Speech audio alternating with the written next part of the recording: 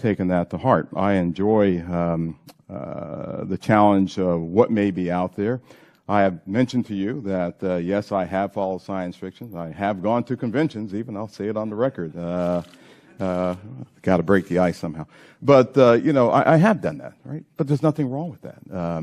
Don't necessarily dress up, but I do, I do believe that it's important to show that the Department of Defense has, we have character.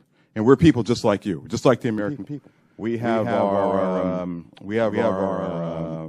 inquisitiveness. We have our questions. We want to know what's out there as much as you want to know what's out there. We get the questions not just from you, we get it from family members. And we get them night and day, not just in committee hearings. So finding what's out there is important. But first and foremost, it's important for us to do that so that we can ensure that our people, our personnel, our aviators, our bases and installations are safe. And then that curiosity factor is something else that we just want to know, because that's the human race. It's just, that insatiable desire to know. Thank you, sir. Ranking Member Crawford. Mr. Melter, you said you don't necessarily dress up. That wasn't a real strong statement. Gentlemen, thank you for being here today. We appreciate it. And thank you, Mr. Mulder, for breaking the ice the way you did. Appreciate that. The inability to understand objects in our sensitive operating areas is tantamount to an intelligence failure that we certainly want to avoid. This is not about finding alien spacecraft, but about delivering dominant intelligence across the tactical, operational, and strategic spectrum. So my question is, how can AIMSOG lead to prevention of intelligence surprises? Sure, I'll start with that. So the goal of our effort is to integrate it into what we already do on a normal basis, which is look for the unknowns, Congressman, as you stated in your opening remarks, across all domains. So we've been doing this for decades. We've been looking at the space domain, looking at space objects, looking at space weather, looking at space phenomenon. We've been looking at things in the air domain, and we, as you know, and I'll talk more about this in classified session, but we have a very concerted effort to understand adversarial platforms and adversarial developmental programs. And we do that also in the ground domain. And of course, we're very interested in what happens in the underwater or sea domain, if you will, subsurface domain.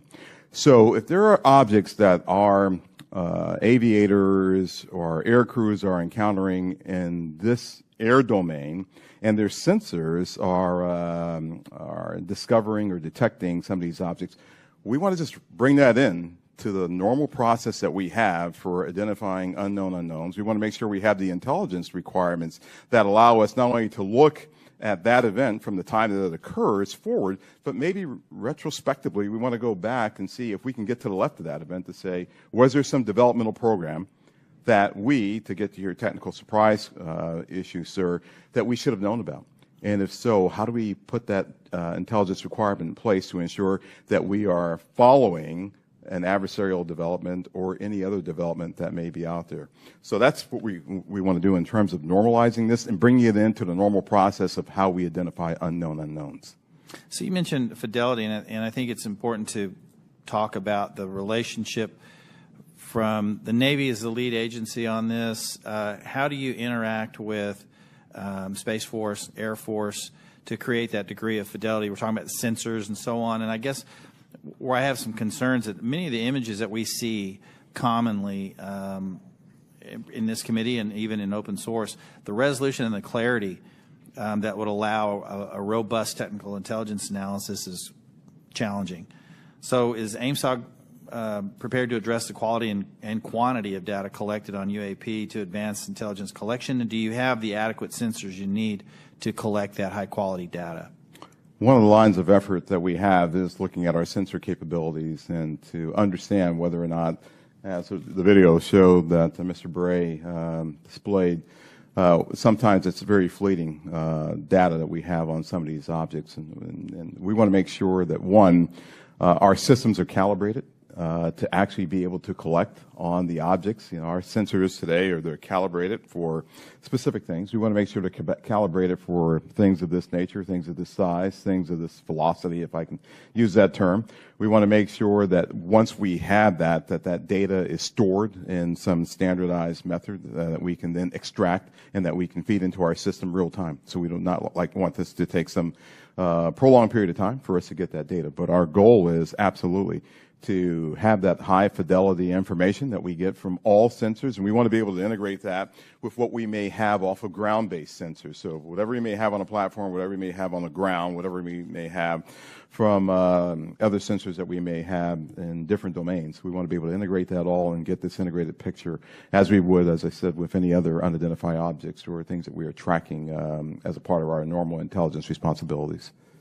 Thank you. Last question, Mr. Bray, if you would. I'm a Navy pilot. I've encountered a UAP. Walk me through the reporting protocol once I see something that I think needs reported. The first thing that aviator would do after landing as a part of their normal debriefing is they would contact their intelligence officer.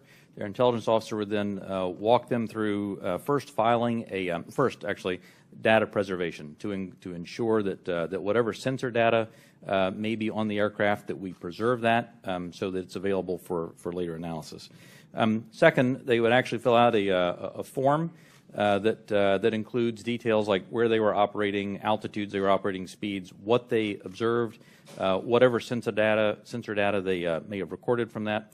And then that report is filed. It goes two places. One, it goes through the operational chain of command, so that operational units are aware of what's being observed, and also through the UAP task force, so that they can take that data, database it, and quite often have individuals from the task force contact the aviator and ask them additional questions if there were things that weren't clear in the report. That then goes into a database where we begin to compare it with other observations that we have, again, comparing for locations, comparing for altitude, speeds, shapes, if any RF emissions were detected from the platform, all of that, so that we can try to reach some conclusions on that. Thank you. Yield back. Gentleman yields back. Chairman Schiff. Thank you, Mr. Chairman. Mr. Bray, can you rerun that first image? It looked like it was outside of a plane window. And if you wouldn't mind going up to the screen and tell us what we're seeing.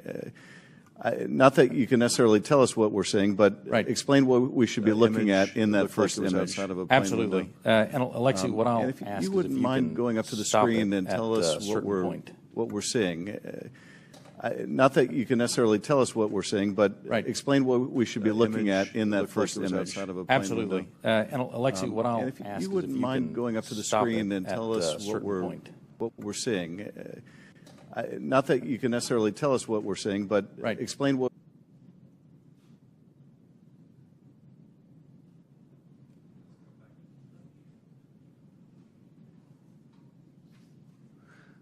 And are we looking outside of a civilian aircraft window? Is that what we're looking at? You're looking outside a U.S. Navy F-18. Okay.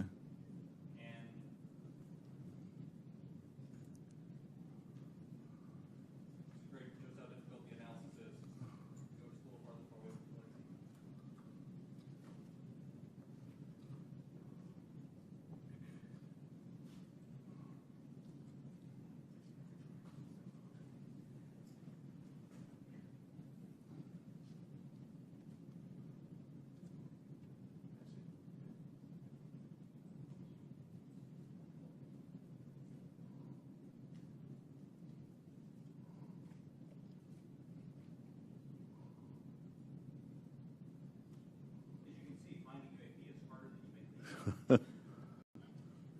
What you'll find eventually on this, when we find the right frame, is for literally about one frame here is a spherical object that passes right through here, passes right through there because the aircraft is moving pretty fast in this direction with the flyby of it.